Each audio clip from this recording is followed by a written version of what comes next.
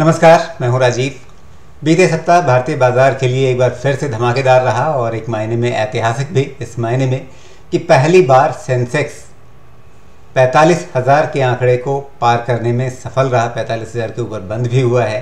तो अब यहाँ से सवाल है कि बाज़ार में एक अच्छा खासा उत्साह, एक अच्छी खासी तेज़ी पिछले कुछ सप्ताहों के अंदर या ख़ास तौर पे पूरे यदि नवंबर महीने को देखें तो उसके दौरान अच्छी खासी बढ़त नज़र आई है और वो बढ़त हमें दिसंबर के पहले सप्ताह में भी जारी रहती हुई दिखी है। तो यहाँ से अब आगे की रणनीति हमारी क्या होनी चाहिए, यही सबसे बड़ा सवाल है कि बाज़ार इतना चल चुका है, ऐसे में कहीं ना कहीं ये रुकेगा, कहीं ना कहीं इसका एक टॉप बनेगा और उसके बाद ये क्या आगे बाज़ार का रुख रहेगा। तो इसे समझना बहुत ज़रूरी है और यह इसलिए भी ज़रूरी है कि अब तक यदि हम देखें तो पिछले कुछ सप्ताहों में 15% लगभग बढ़ चुका है बाज़ार, सेंसेक्स अगर हम देखें तो ऐसे में कहीं ना कहीं एक चिंता रहती है कि भाई इतना बढ़ा है, कभी तो ये रुकेगा और फिर रुकेगा तो फिर कितना गिरेगा। तो इसकी हम बात करेंगे अपने साप्ताहिक समीक्षा में और इस साप्ताहिक समीक्षा में हमारे साथ अब जुड़ रहे हैं हमारे आज के खास मेहमान सोमेश कुमार। सोमेश, स्वागत है आपका।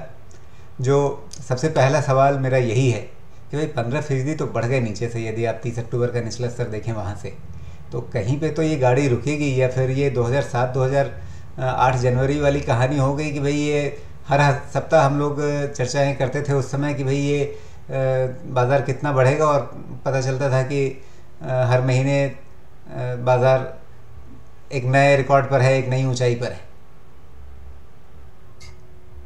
नमस्कार राजीव। तो आज का माहौल वैसा ही है जो मार्च में माहौल था।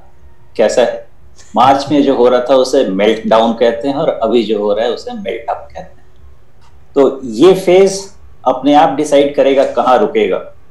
यहाँ बहुत सारे डेटा पॉइंट्स इंटायरली डिफरेंट आ रहे हैं। एक गस्ट ऑफ मनी है जो कि इमर्जिंग मार्केट को फ्लो के तरफ आ रही है और जिस तरह से ये पैसा आ रहा है मुझे ऐसा लगता है ये बुल मार्केट स्टे करने के लिए आया है। स्टे करने के लिए आया, इसका मतलब ये नहीं है कि यहाँ से हम सिर्फ ऊपर जाते रहेंगे, कहीं रुकेंगे, करेक्शन होगा, लेकिन ये एक सस्टेनेबल बुल मार्केट बनेगा। ये बिल्कुल क्लियरली डेटा पॉइंट से दिखाई दे रहा है।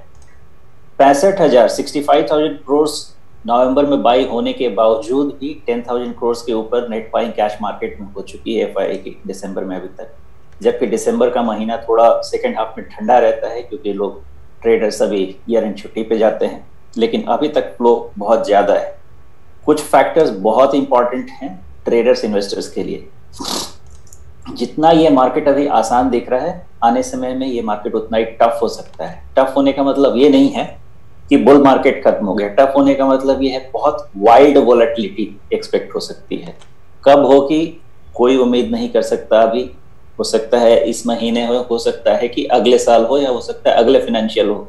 लेकिन जब भी ये वोलेटिलिटी आएगी ये किलिंग वोलेटिलिटी रहे, तो लोगों को मेंटली इसलिए इस चीज के लिए रेडी रहना होगा कि अगर इस लेवल पे खरीद रहे हैं और इन्वेस्ट कर रहे हैं तो पहली चीज की 5 साल से कम का इन्वेस्टमेंट होराइजन ही ना रखें। दूसरी चीज, वाइल्ड स्विंग्स के लिए रेडी रहें। उसमें डरने से, अगर डरेंगे तो फिर इस गलत इन्वेस्टमेंट हो जाएगा है कि अगले साल तो हो सकता है अभी। और सबसे इंपॉर्टेंट लेकिन कि मैंने पिछले 10 साल में कुछ एक सेक्टर्स ऐसे हैं जिनकी डेटा पोजीशनिंग मैंने ऐसी देखी ही नहीं है। मेटल्स मैं बोलता आया हूँ, capital goods, infrastructure, real estate, for that matter auto, इन सब की डेटा पोजीशनिंग मैंने पिछले 10 ईयर्स में ऐसी नहीं देखी है। तो कुछ अलग तो हो रहा है इस बाजार में। फिलहाल कंक्लूजन ये है, ये बुल मार्केट स्टे करेगा। रही बात जो आपने पूछा रिस्क कहाँ है, तो जब मार्केट शुरू होगा, तो जब करेक्शन शुरू होगा तभी एक्चुअल बता पाएंगे कि कहाँ से ये मार्केट मुड़ने वाला है। फिलहाल जब तक 13,000 के ऊपर है तब तक तो ये मार्केट अभी भी ऊपर चलता हुआ 13,500 की तरफ जाता हुआ लग रहा है निफ्टी। जी, तो यहाँ आप कह रहे हैं कि 13,500 निफ्टी का अगला पड़ाव हो सकता है। तो ये पड़ाव बहुत दूर है नहीं, सिर्फ कह लें कि लगभग 200 अंक की दूरी है, 200-300 अंक की दूरी है। तो इतनी ऊंचाई पर बाज़ार है, सिर्फ 200-300 अंक ऊपर हमें दिख रहा है, उससे आगे का हमें कुछ नज़र नहीं आ रहा। मतलब उसके आगे फिर आप 14,000 की बात कर दें, आगे 15,000 की बात करें। यदि मैं टेक्निकल लेवल्स की बात करूं तो शायद कुछ इंडिकेटर्स बताते हैं कि, या कुछ पैटर्न्स बताते हैं कि शायद 15,500 पर अगला रेजिस्टेंस बन जाएगा। यदि हम ये जो 13,500 पार करते हैं, 13,500 का रेंज पार कर लेते हैं, तो फिर एक ट्रेडर के लिए, एक निवेशक के लिए, दोनों के लिहाज से रणनीति यहाँ पे होनी क्या चाहिए? इन्वेस्टर्स के लिए तो काफी समय से हम कहते आ रहे हैं कि जनरल बाइंग पे नहीं करेगा। अगर किसी भी चीज को जाके इस लेवल पे, अगर मैं कह दूं कि जाके बैंक्स खरीद लीजिए, या मैं कह दूं किसी भी लार्ज कैप को जाके खरीद लीजिए, इस लेवल पे उसमें रिवार्ड कम है और रिस्क ज्यादा है। मैं ये नहीं कह रहा कि यहाँ से ऊपर नहीं जा सकते, जा सकते हैं, कुछ 2%, 5%, 10% कुछ भी जा सकते हैं, लेकिन डाउनसाइड उसमें ज्यादा है। ये बहुत बड़ा रिस्क है। पॉकेट्स में बाइंग की जा सकती है, जैसा हमने लास्ट 2 वीक से डिस्कशन किया, पॉकेट्स में बाइंग कर सकते हैं मिड कैप और स्मॉल कैप में, लेकिन वहां पे एक्सपर्टीज लगेगी और उसके हिसाब से ही हम बाइंग कर सकते हैं। अदरवाइज इन्वेस्टमेंट के लिए थोड़ा कैश में रहना ज्यादा बेहतर है।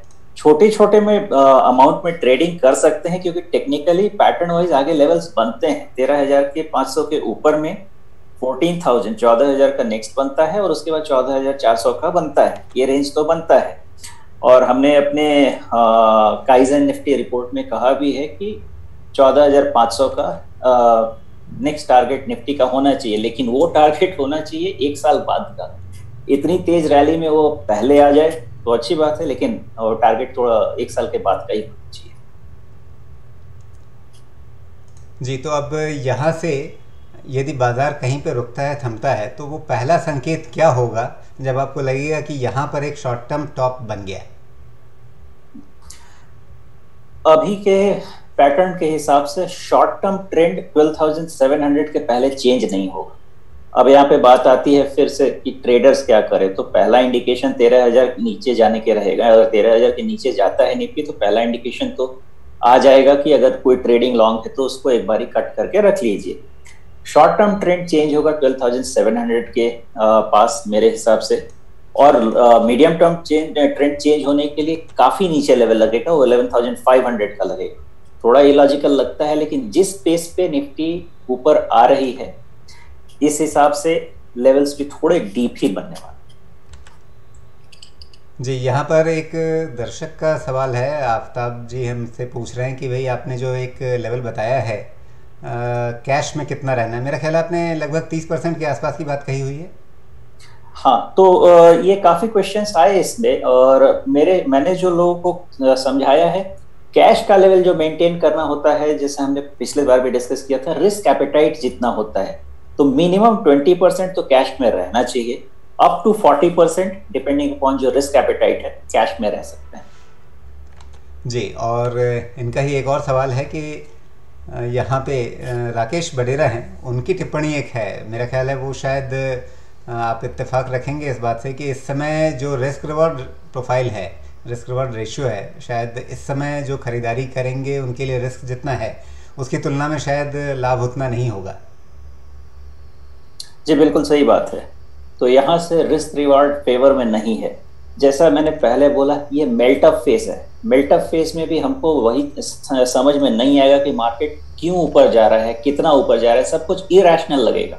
इरैशनल हो भी सकता है, जैसे हमें इरैशनल मार्च में लग रहा था, 9,000 के नीचे जब निफ्टी जा रही थी तो हमें उस समय भी इरैशनल लग रहा था।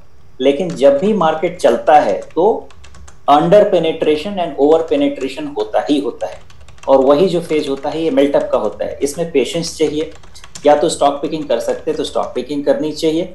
इन्वेस्टमेंट होराइजन 5 साल से कम का नहीं रखना चाहिए, क्योंकि करेक्शन आएगा तो क्रॉस द बोर्ड आ सकता है। जी, और यहाँ एक सवाल आफ्ताब जी का फिर से है कि कौन सा क्षेत्र ऐसा है जहाँ पर आप 10 साल का नज़रिया लेकर के चल सकते हैं, 10 साल के लिए निवेश कर सकते हैं? मेरा ख्याल है बाज़ार पे 10 साल का नज़रिया लेना शायद ज़्यादा आसान है, लेकिन सेक्टर स्पेसिफिक सवाल कि आप 10 साल के लिए कौन सा क्षेत्र चुने, ये शायद जरा मुश्किल सवाल होगा।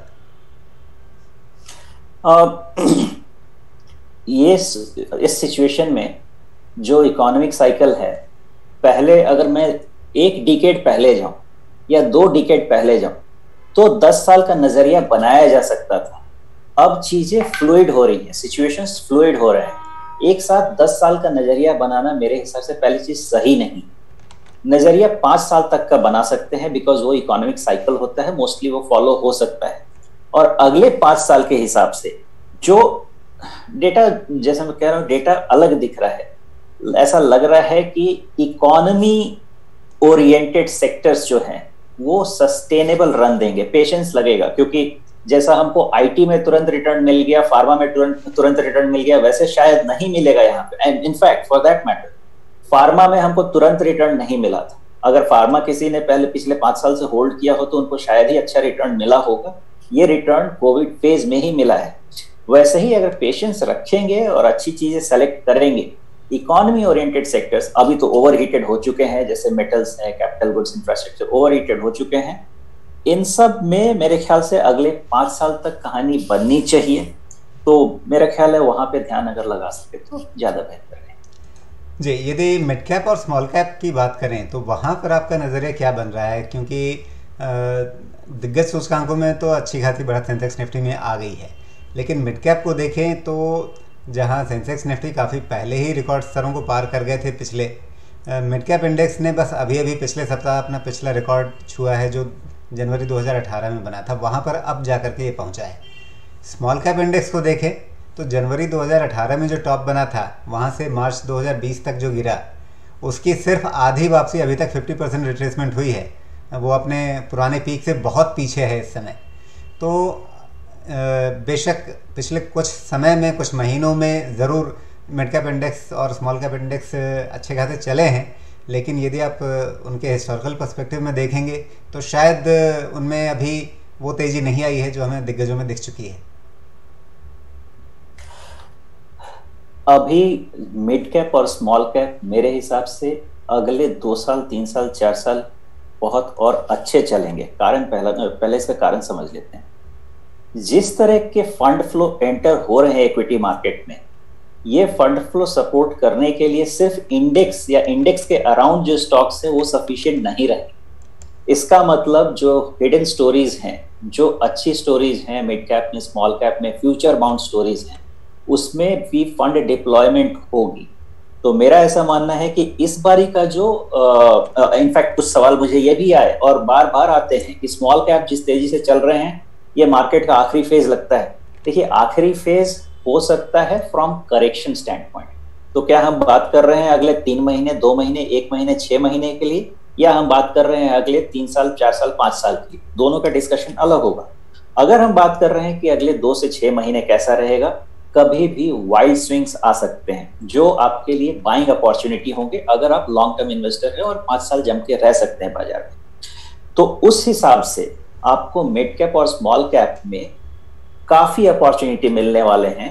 वैसी कंपनीज में आज के तारीख में सब कोई बहुत जागरूक हो चुके हैं। पहले जैसे पेनी स्टॉक्स अभी कोई जाके अभी नहीं खरीदते, अनलेस वो अमेचर इन्वेस्टर जिनको हम कह सकते हैं, जिनको कोई भी बहला फुसला के खरीदा दे तो। अदरवाइज इतनी हम बेयर मार्केट देख चुके हैं कि आज के तारीख में हम समझ गए हैं कि अगर हमें मिड कैप और स्मॉल कैप में भी जाना है तो गुड गवर्नेंस कंपनी में जाना है, zero debt to low debt companies में जाना है, पॉजिटिव कैश फ्लो कंपनीज में जाना है। तो वहां पे अपॉर्चुनिटीज काफी मिल। जी, तो कुल मिलाकर के आप ये कह रहे हैं कि जो निवेशक हैं यदि मिड कैप स्मॉल कैप में अच्छी तरह रिसर्च करके चुनाव करें तो वहाँ पर उन्हें बेहतर रिटर्न मिल सकता है, और ख़ास करके यदि वो लंबे समय तक अपना निवेश बनाए रखें। लेकिन एक बार फिर से जो भी दर्शक इन शेयरों को चुनना चाहें उन्हें इस बात को समझना चाहिए कि यहाँ पर जोखिम हमेशा ही ज़्यादा रहेगा। दिग्गजों से थोड़ा ज़्यादा जोखिम आप लेकर के चलेंगे तभी आप ज़्यादा रिटर्न की उम्मीद वहाँ करते हैं, और साथ में रिसर्च बहुत पुख्ता होना बहुत ज़रूरी है। यदि आप खुद रिसर्च करते हैं तो अच्छी बात है, यदि खुद नहीं कर सकते हैं तो फिर आपको एक्सपर्ट एडवाइस की ज़रूरत है। आप किसी अच्छे सलाहकार की सर्विसेज लीजिए, पेड सर्विसेज लीजिए जो जिम्मेदारी के साथ आपकी हैंड होल्डिंग कर सके। तो वहाँ पर मुझे लगता है कि आप अच्छे तरीके से इन अवसरों का पूरा फ़ायदा उठा पाएंगे। बहरहाल, अब आखिर में शोमेश, जो हमारी शुरुआती चर्चा थी, जो इंडेक्स पर व्यू था, मुझे लगता है कि कुछ दर्शक शायद वो हिस्सा मिस कर गए, तो आप उसे एक बार फिर से बताएं। और दूसरी चीज़ यहाँ पर मैं ये भी जोड़ना चाहूँगा या पूछना चाहूँगा कि भाई ठीक है, इस समय लगभग बाज़ार में हर कोई इंतज़ार कर रहा है कि अब ये टॉप बनेगा, कहीं पे बाज़ार रुकेगा, कहीं पे बाज़ार पलटेगा, नीचे आएगा तब खरीदेंगे। और जब भी बाज़ार में हर कोई यही धारणा लेकर के बैठ जाए तो फिर अक्सर हमने देखा है कि बाज़ार फिर वहाँ पे तो गिरता नहीं है। हाँ, पॉइंट वैलिड है राजीव, लेकिन मैं थोड़ा सा फ्लैशबैक में अगर सबको लेके जाऊं तो पिछले 3 4 6 महीने 9 महीने अगर हम जाएं, मार्च अप्रैल जब बाजार हमें समझ में आया, तब से आपके चैनल पे हम यही बात कर रहे हैं कि सेंसिबल बाइंग का टाइम आ गया है। तो पहली चीज की, अगर मार्केट में पहले से लोग आ चुके हैं तो ऐसा तो नहीं होना चाहिए कि बस मिस हो गया है। लेकिन अगर हो भी गया है तो ऐसा कभी नहीं होता है कि फिर से वापस बस नहीं मिलेगी, लेकिन उस समय दिल थाम के फिर से खरीदने का वक्त आ जाएगा। अब रही बात जो हमारी शुरुआती चर्चा थी कि मार्केट का स्ट्रक्चर टेक्सचर क्या है, एक जो डेटा दिखता है वो फिर से लगता है कि आईटी कंसोलिडेट करके फिर से ऊपर जाने वाला है, और शायद फार्मा में भी इसी तरह का स्ट्रक्चर बन रहा है।